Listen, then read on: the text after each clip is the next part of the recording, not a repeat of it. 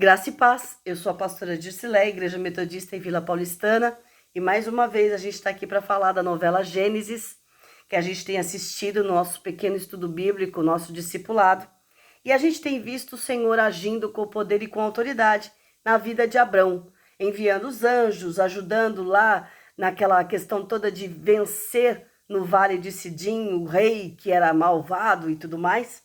E aí a gente continua assistindo e vendo e percebendo a ação de Deus no meio de Abraão, no meio de todos que estão ali no acampamento de Abraão. A gente percebe que a partir do capítulo 16, que a gente viu nessas últimas semanas, né? Nesta última semana, o capítulo 16 vai mostrar um pouquinho da história da desavença que existe entre Sarai e Agar. Sarai percebe então que ela não vai conseguir dar à luz porque ela é humana e humanamente falando é impossível.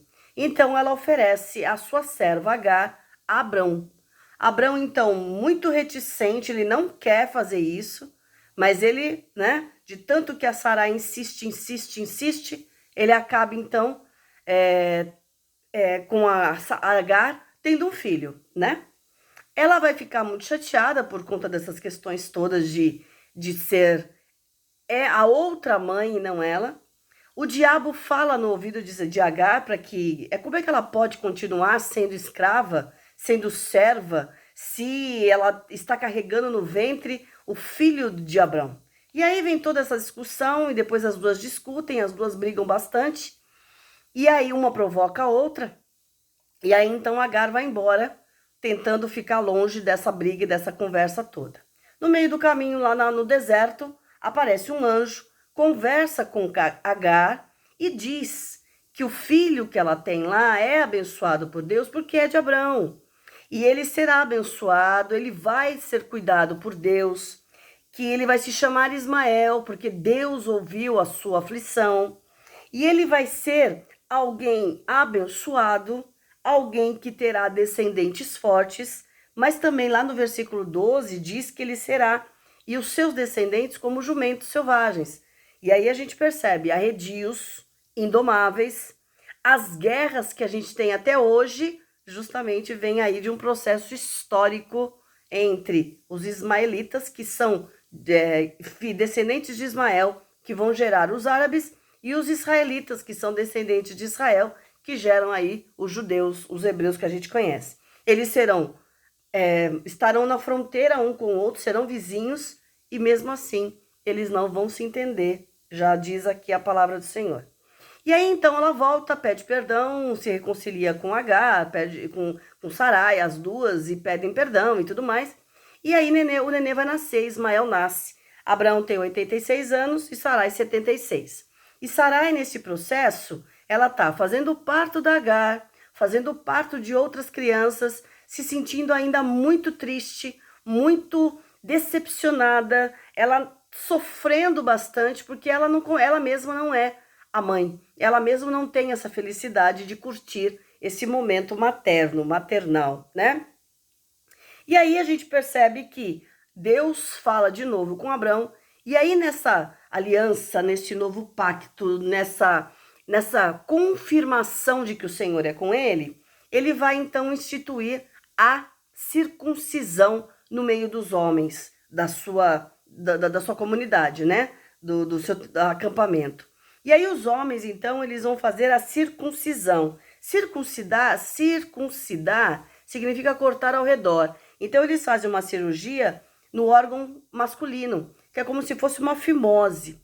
Hoje eles fazem na criança quando nasce até 8 dias, porque aí ela não lembra da dor, ela vamos dizer assim, cicatriza muito mais fácil, e eles sofreram um bocado, né? Sofreram bastante, mas a circuncisão, ela serve para todos os homens que são da família, que são parentes, que são escravos, que são servos, que são estrangeiros e que estão com eles. Para quê? Porque vai mostrar que todos eles pertenceriam ao Deus de Abrão. Eram do povo escolhido de Deus, tá?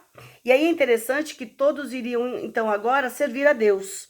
E isso é um símbolo da superioridade espiritual de Israel. Eles têm muito disso, né? E é pública, porque eles mostram, nós somos circuncisos, nós somos exclusivos, nós somos de Deus. Isso até Jesus, não se esqueça disso. Quando Jesus vem, muita coisa muda na parada, né? E aí vem, então, Deus na confirmação, eles fazem essa aliança, eles fazem a circuncisão, e Deus muda o nome de Abrão para Abraão e de Sarai para Sara, confirmando que ela será mãe, ela vai ser mãe, confirmando que o filho prometido vai nascer. Mas já tem Ismael, Ismael vai continuar crescendo, e a gente vai ver ele crescendo, mas Isaac, o próximo filho, que é o da Sara, da esposa, é o que é o prometido. E é interessante que neste momento a gente vai ver Massá tentando se reconciliar com todos, já sendo, vamos dizer assim, por conta do amor, por conta do perdão de Abrão e do amor de Deus, ele já está mudando, ele já não é mais aquele assassino, aquele homem mau. Hoje ele tem um problema na perna e ele já trabalha com outras coisas de ferragens, né? Ele é um ferreiro quase. E aí ele tem ainda um sonho de viver um amor. Ele está diferente, ele foi transformado, restaurado por conta do amor, né? O amor falou mais alto. A gente percebe que Ismael nasce, Ismael é muito tipo um reizinho, meio folgado, meio malandro, porque ele é o mais velho e todos os outros meninos, eles praticamente sabem que Ismael é filho de Abrão, então ele tem que ser respeitado, então tudo que ele fala tem que ser feito. E de certa forma, Ismael tem aproveitado algumas vantagens com esses meninos. Cria aí rituais, né? Cria aí segredos e ele acaba machucando os meninos menores que a gente vê aí. Então tem um problema que Abrão vai ter que encarar e vai ter que enfrentar, né? Então ele também, Ismael, não gosta de Sarai, por conta da mãe. Tudo aquilo que a mãe sente por Sarai, ele também passou para ele. E ele também tem essa coisinha, mãe, logo, logo você não vai precisar, eu vou ter uma tenda só para nós, você não vai precisar mais ser serva. E assim, né? Essas questões da servidão ainda são fortes demais e a gente vê esta mágoa, este ranço que de certa forma eles têm ainda com a questão de Sarai. Ló tá lá tentando salvar a família dele. Ló tá lá tentando restabelecer a casa dele. Porque na cidade de Sodoma, praticamente ele é o único homem casado. Ele é o único que tem essa questão de família. Ele, mulher, né? Ele, marido, a sua esposa, as suas filhas. Mas o povo é totalmente desregrado, totalmente pirado, né? Vamos dizer assim. E eles não obedecem mesmo. E aí a gente percebe assim, na novela, quando vai acontecendo, tudo que a esposa, do jeito que a esposa trata o marido, as filhas também tratam. Quem é professor sabe disso, a gente fala disso muito, né? Quando a gente quer saber por que a criança é daquele jeito, a gente costuma chamar as mães. Quando a gente olha para as mães, muitas vezes o jeito da mãe ser é o jeito da criança. Ela aprendeu desse jeito, ela tem esse costume. Então, ela não obedece porque a mãe não obedece, ela fala alto porque a mãe fala alto. E assim, por exemplo, você vê como a gente é exemplo, né? Nós, pais mais velhos, somos exemplos para os menores, né? E eles realmente observam isso e multiplicam a nossa, vamos dizer assim, o que a gente transmite para eles.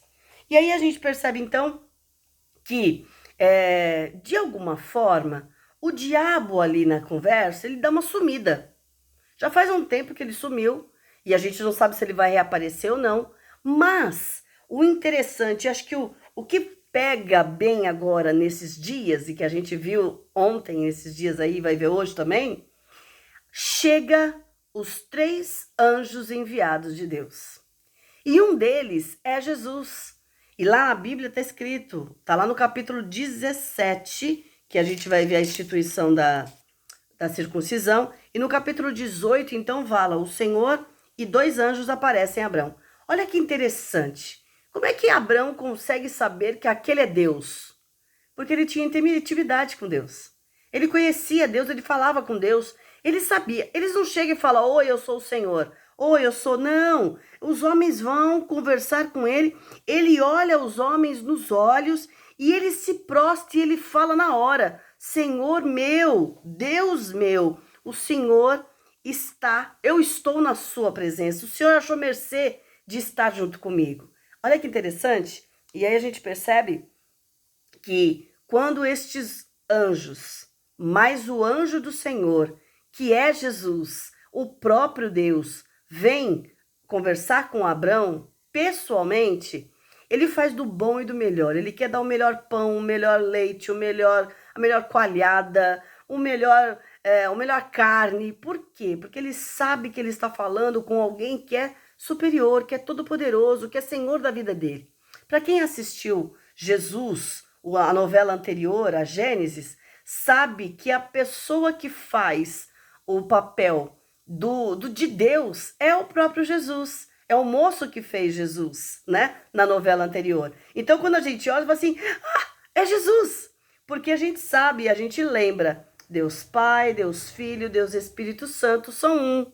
E Jesus é o que vem em forma humana, é o Deus em forma humana. Por isso que ele conhece a nossa angústia, conhece a nossa lamentação, né? Ele sabe do nosso sofrimento. Então, ao receber, ele serve bem, ele faz do melhor, né?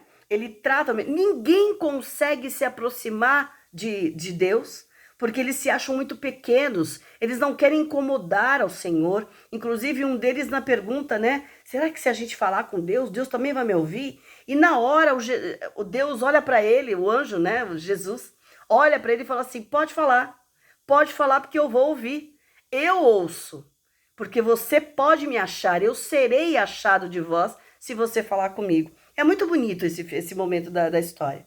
Aí ele chama Sarai, né? Sara, chama para conversar com ela, ela não vai, ela tá envergonhada. Ela se ri quando ele fala que ela vai ser mãe, daqui a um ano ele ia voltar. E ele, não é que ela não acredita na promessa, é que são tantas as circunstâncias que são contrárias, que ela dá uma risadinha, tipo, ai meu Deus, será que eu vou ser mesmo? Eu vou ser a mãe?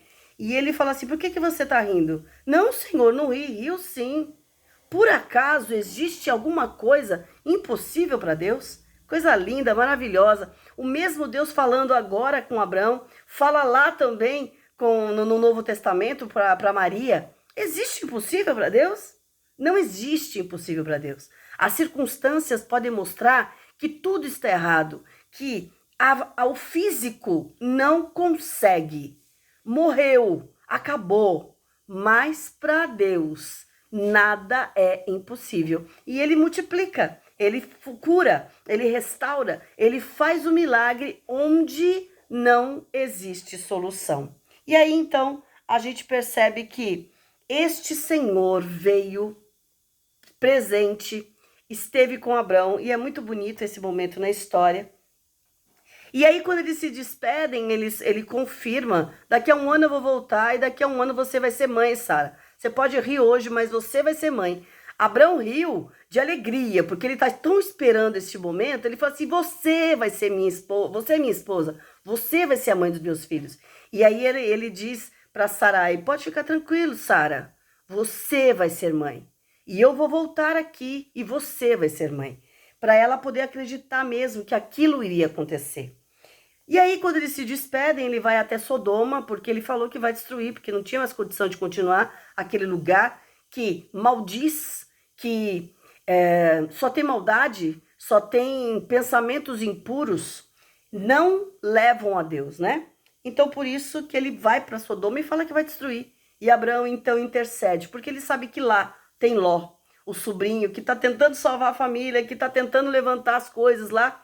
E por isso, então, ele fala, por favor, se tiver 50, o senhor vai matar? Não, não vou destruir. Se tiver 40, o senhor vai destruir? Não, não vou destruir. Se tiver 10, não, não vou destruir. Se tiver um servo lá, eu não vou deixar destruir. Porque eu amo, eu sou Deus, eu sou justo, diz o Senhor, né? E aí, o que a gente percebe, então, nesses dias que a gente tem assistido como lição para nós, que a gente tira no final? O cuidado de Deus, né? O cuidado de Deus que fez a promessa, o cuidado de Deus que luta, o cuidado de Deus que faz o impossível, o cuidado de Deus que mantém a palavra. Vai acontecer, vai acontecer. eu vou continuar contigo, eu vou continuar contigo. E vai mudando a vida de todos que estão ao redor, porque todos vão sentindo que o Deus de Abraão é o Deus verdadeiro, é o Deus fiel, é o Deus que caminha com eles, né? E aí a gente percebe que quando Jesus aparece na história, a gente vê que já é um prenúncio de que Deus queria o homem pertinho dele, né? Aproximar este homem que saiu por conta do pecado, da sua presença, para que voltasse de novo a reconciliar-se com ele, a voltar a ter essa intimidade em comunhão com ele, que tem só o Abrão, porque Abrão não precisa nem falar, ele conhece a Deus, porque ele tem ouvido a sua voz. Só de olhar, ele já sabia que era o próprio Deus, né? E a circuncisão, que é interessante a gente perceber que é uma marca que ninguém vê, como um símbolo interno destes homens, mostrando que era mais do que um sinal na carne. Era um comportamento de fé perante Deus, o Deus Altíssimo. Eu pertenço a Deus. Nenhum outro povo tem isso. Muitos fazem marcas de tatuagem, botam brincos, cortam cabelos diferenciados para mostrar que pertence esta ou aquela instituição ou religião, mas o povo hebraico, eles tinham uma questão interna, só eles é que sabiam, né? Só eles é que sabem aonde foi a dor, o que aconteceu, mostrando então que o prazer do homem não vem da sua virilidade, mas da aliança que eles têm com Deus. E cortar essa parte do prepúcio significa cortar a sua vontade e fazer a vontade de Deus. Se você quiser ler isso, está lá em Romanos, capítulo 2, versículo 29, que mostra da fidelidade dos judeus. E aí, o convite para nós essa noite é esse. Não duvida não, creia. Quem te prometeu? O Senhor falou que vai fazer, Ele vai fazer. Não tenta dar um jeitinho, não tenta adiantar e apressar o negócio, porque não vai dar certo. Deus vai continuar te abençoando, vai continuar com você. Mas, por favor, espera, confia. Deus é Deus do possível. E não existe problema maior do que Deus. Não existe circunstância maior do que Deus. Deus é maior do que tudo. Deus pode. Deus faz aquilo que nós não podemos fazer. Conheça Deus e tenha intimidade com Ele.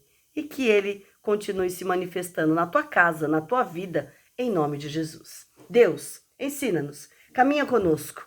Que a gente tenha intimidade de te ouvir, intimidade de te perceber, intimidade de te ver, Senhor, de sentir a tua presença e saber que o Senhor é conosco.